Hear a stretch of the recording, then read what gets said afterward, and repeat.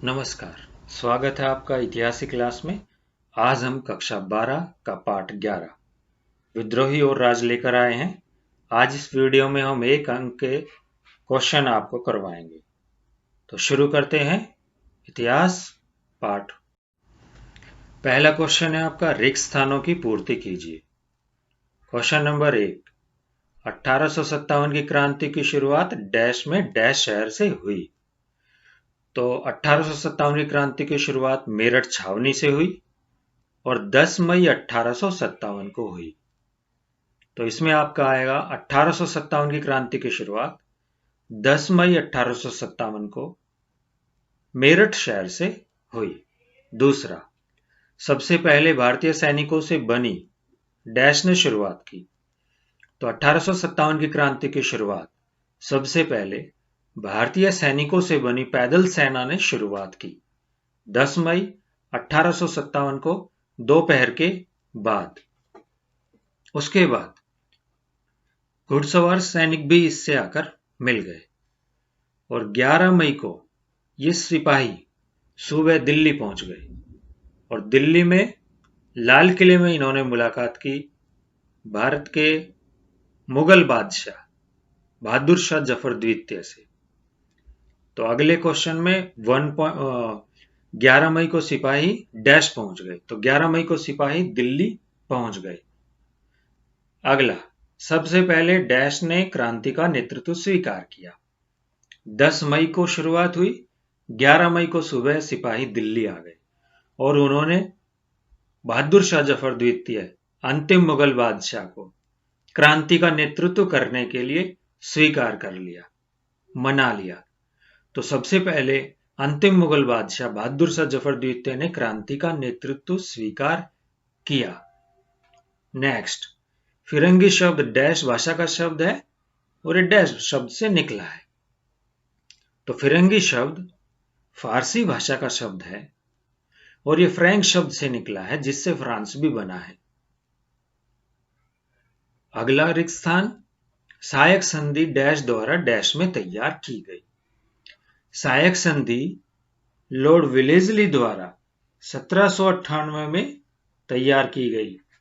इसमें भारतीय राजाओं के साथ संधि की गई और भारतीय राजाओं को इस संधि पर हस्ताक्षर करने के लिए मजबूर किया गया ताकि वो अंग्रेजों का स्वामित्व, उनका नियंत्रण, उनका प्रभुत्व स्वीकार कर लें। तो सहायक संधि एक बड़ी ही चालाकी से बनाई हुई संधि थी और लॉर्ड वेलेस्ली ने यह 1798 में तैयार की। अगला रिक्त स्थान, देह से जान जा चुकी थी। इसमें देह और जान क्या है?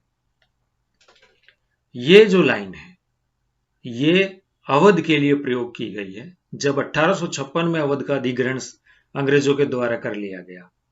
तब ये वाक्य कहा गया कि देह से जान जा चुकी थी। देह अवध, जहां से वहां की जान। नवाब वाजिद अली शाह।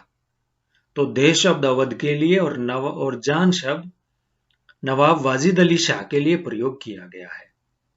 तो अवध से नवाब वाजिद अली शाह भेज दिए गए थे कलकत्ता 1856 में अधिग्रहण के बाद अंग्रेजों के द्वारा। अगला रिक्त स्थान, डैश की सत्ता छीनने से पूरी सामाजिक व्यवस्था भंग हो गई। 1856 में जब अवध पर अंग्रेजों द्वारा नियंत्रण कर लिया गया तो वहां एक नई भूराजस्व व्यवस्था लागू की गई। एक मुश्त बंदोबस्त, ताल्लुकदारों को सदा के लिए वहां उनकी शक्ति को छीन लिया गया। तो ताल्लुकदारों की जब सत्ता समाप्त की गई, उनकी सत्ता छीन ली गई अंग्रेजों के द्वारा, तो एक पूरी सामाजिक व्यवस्था जिसमें किसान, आम आदमी और ताल्लुकदार बंधे हुए थे वो नष्ट हो गई, भंग हो गई। रिक्त स्थान, डैश बंदोबस्त 1856 में अवध में लागू किया गया। तो एक मुश्त बंदोबस्त 1856 में अवध में लागू किया गया। अगला रिक्त स्थान, डैश के दशक में अंग्रेज अफसरों का व्यवहार सिपाहियों के साथ में काफी अच्छा था। तो 1820 के दशक में अंग्रेज अफसरों का व्यवहार अपने सिपाहियों की तरफ काफी अच्छा था, लेकिन 1840 के बाद 1820 के दशक में व्यवहार बिल्कुल अच्छा था। दोस्ताना व्यवहार था, उनके साथ मिलजुल के रहते थे अंग्रेज अफसर। लेकिन 1840 के दशक के बाद ये हालात बदल गए और दुर्व्यवहार जैसी घटनाएं होने लगी। Next question, the release of Lucknow के चित्रकार थे। तो ये एक प्रसिद्ध चित्र है, the relief of Lucknow. The relief of Lucknow चित्र के जो चित्रकार हैं वो टॉमस जोन्स बार्कर हैं, जिन्होंने 1859 में ये चित्र बनाया। इस चित्र में उन्होंने अंग्रेजों को दिखाया कि किस तरह से उन्होंने लखनऊ पर दोबारा से कब्जा कर लिया, और एक विजयी के रूप में इस चित्र में उन्हें चित्रित किया गया चित्रकार टॉमस जोन्स बार्कर के द्वारा। तो अगले क्वेश्चन मिलान कीजिए। पहला, कानपुर।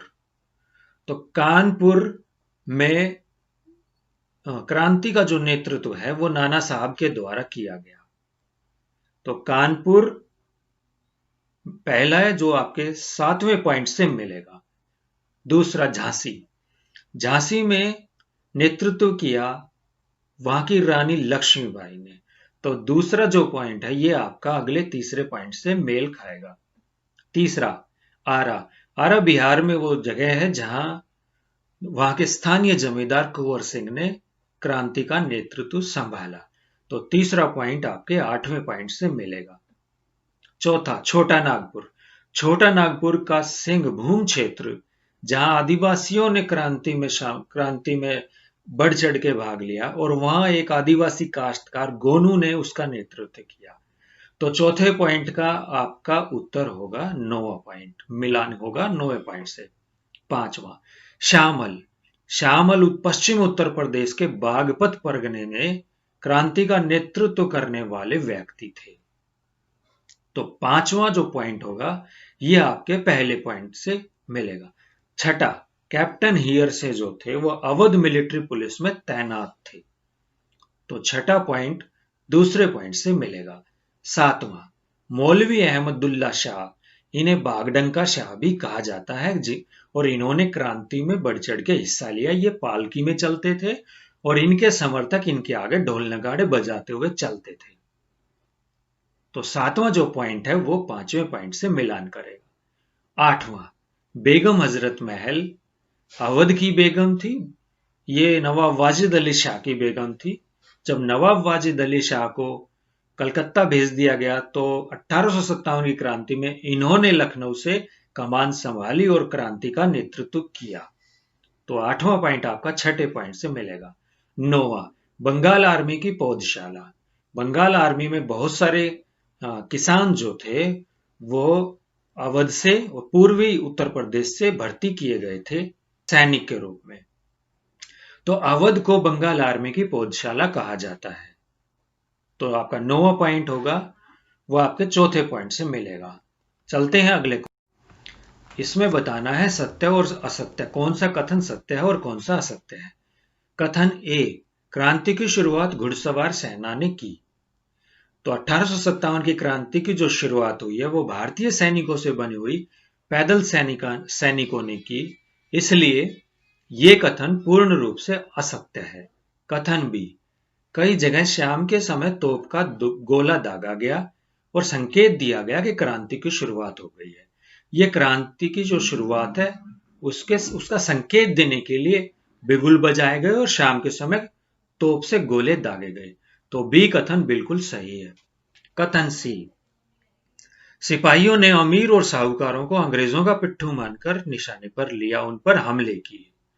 तो ये कथन बिल्कुल सही है। अंग्रेजों ने बरेली, कानपुर, लखनऊ, दिल्ली जैसी जगहों पर जान नियंत्रण सिपाहियों का हो गया। वहां उन भारतीय लोगों को भी निशाना बनाया गया जिनको सिपाही ये मानते थे कि वो अंग्रेजों का साथ देते हैं, अर्थात उनके पिट्ठू हैं। कथन डी, सिपाही लाइनों में पंचायतें रात को नहीं होती थी। तो सिपाही लाइनों में मतलब छावनियों में पंचायतें रात को होती थी, ये फैसला करने के लिए कि क्रांति को आगे कैसे बढ़ाया जाएगा। कथन असत्य है। अगला कथन डी, सिर्फ दरबार से जुड़े हुए व्यक्ति ही नेता बने, जैसे सिर्फ झांसी की रानी जो रानी थी, बहादुर शाह जफर द्वितीय जो बादशाह हुए अंतिम मुगल बादशाह, या नाना साहब। तो ये कथन सत्य नहीं है क्योंकि गोनू एक आदिवासी काश्तकार थे। मौलवी अहमदुल्ला शाह एक मौलवी थे, श्यामल एक स्थानीय किसान थे। तो ये सभी व्यक्ति दरबारों से जुड़े हुए नहीं थे, इसलिए कथन ई हमारा असत्य हो गया। कथन एफ, अवध के ताल्लुकदार हमेशा किसानों का शोषण किया करते थे। कथन असत्य है, क्योंकि अवध के ताल्लुकदार बुरे समय में किसानों की मदद भी किया करते थे, तीज त्योहार में उनको उधार भी दिया करते थे। कथन असत्य है। अगला कथन जी, अवध में इस्तमरारी बंदोबस्त लागू किया गया। इस्तमरारी बंदोबस्त बंगाल में लागू किया गया 1793 में लॉर्ड कॉर्नवालिस के द्वारा, जबकि अवध में 1856 में एक मुश्त बंदोबस्त लागू किया गया। तो यह कथन भी असत्य हो गया। एच, अंग्रेजों ने मई और जून 1857 में उत्तर भारत में मार्शल लॉ लागू कर दिया। तो यह कथन बिल्कुल सही है। क्रांति को दबाने के लिए मई और जून में मार्शल लॉ 1857 में लागू किया गया। कथन आई, जस्टिस नामक चित्र कानपुर में हुए भीषण जनसंहार से संबंधित है। यह आपकी पुस्तक में एक चित्र दिया हुआ है जिसमें एक अंग्रेज स्त्री को तलवार और ढाल के साथ भारतीय लोगों से लड़ते हुए दिखाया गया है। तो ये जो चित्र है वो कानपुर में हुए जनसंहार से ही संबंधित है, इसलिए ये कथन बिल्कुल सत्य है। कथन जे, खूब लड़ी मर्दानी वह तो झांसी वाली रानी थी। ये लाइन जो है वो सुभद्रा कुमारी चौहान द्वारा रचित है। बिल्कुल सत्य कथन है। ये लाइन ये कविता है जो सुभद्रा कुमारी चौहान द्वारा रचित है। चलते हैं, निम्न प्रश्नों के उत्तर दीजिए। ए, 1857 की क्रांति का तात्कालिक कारण क्या था? तो 1857 की क्रांति का तात्कालिक कारण गाय और सूअर की चर्बी लगे कारतूसों की अफवाह थी। जो एनफील्ड राइफल में कारतूस भरने से पहले उनके खोल को मुंह से काटना पड़ता था, अफवाह यह फैली कि उसमें गाय और सूअर की चर्बी भरी हुई है, लगी हुई है। इसलिए सैनिकों ने इसका प्रयोग करने से मना कर दिया, क्योंकि उन्हें यह लगता था कि यह हिंदू और मुस्लिम दोनों का ही धर्म भ्रष्ट करने वाली बात है। बी, अवध का अधिग्रहण किसके द्वारा और कब किया गया? तो इसका उत्तर होगा अवध का अधिग्रहण अंग्रेजों के द्वारा, उस समय लॉर्ड डलहौजी गवर्नर जनरल थे, 1856 में किया गया। सी, अवध के अधिग्रहण के लिए नवाब पर क्या आरोप लगाए गए? जब अवध का अधिग्रहण किया गया 1856 में, वहां नवाब थे नवाब वाजिद अली शाह। उन पर दो आरोप लगाए गए। पहला कि उनका प्रशासन कुप्रशासन है, अच्छे से वो प्रशासन नहीं संभाल पा रहे हैं, और दूसरा कि वो अवध में लोकप्रिय नहीं रहे। दोनों ही आरोप निराधार थे, गलत थे, क्योंकि नवाब का प्रशासन भी सही था और प्रशासन सही रहने के कारण ही नवाब अवध की जनता में बड़े ही लोकप्रिय थे। और उन्हें जब कलकत्ता भेजा गया तो अवध की जनता ने बहुत ज्यादा इसका दुख मनाया। क्वेश्चन नंबर डी, क्रांतिकारियों ने एकता की स्थापना करने के लिए क्या उपाय किए? तो क्रांतिकारियों ने आपस में एकता स्थापित करने के लिए हिंदू और मुस्लिमों की भावनाओं का ध्यान रखा, और जो भी अपीलें जारी की गई, चाहे वो मुस्लिम नवाबों के द्वारा जारी की गई या भारतीय राजाओं के द्वारा, उसमें हिंदू और मुस्लिम दोनों की भावनाओं का ध्यान रखा गया।